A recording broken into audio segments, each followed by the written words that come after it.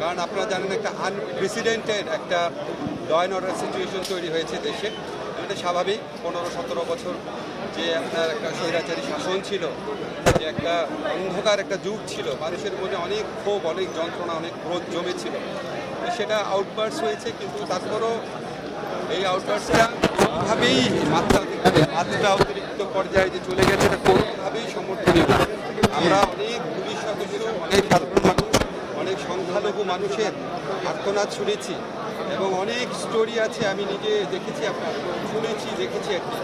তো এটা কোনোভাবেই প্রত্যাশিত না। আমাদেরকে ক্রোধ সম্বরণ করতে হবে, আইনগতভাবে যারা দোষী আছে তাদের শাস্তি দেওয়ার জন্য ব্যবস্থা নিতে হবে সবাইকে। আমি একটা কথা সবসময় আবারও বলি, যে পশু শক্তির বিরুদ্ধে আমরা লড়াই করেছি, আমরা যেন সেই শক্তির মতো হয়ে না যাই।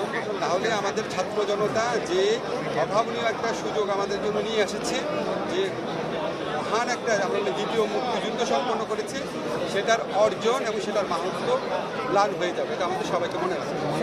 একটা বিষয়, এখন কিন্তু প্রচন্ড পরিমাণ বিশৃঙ্খলা চলছে। বলেছি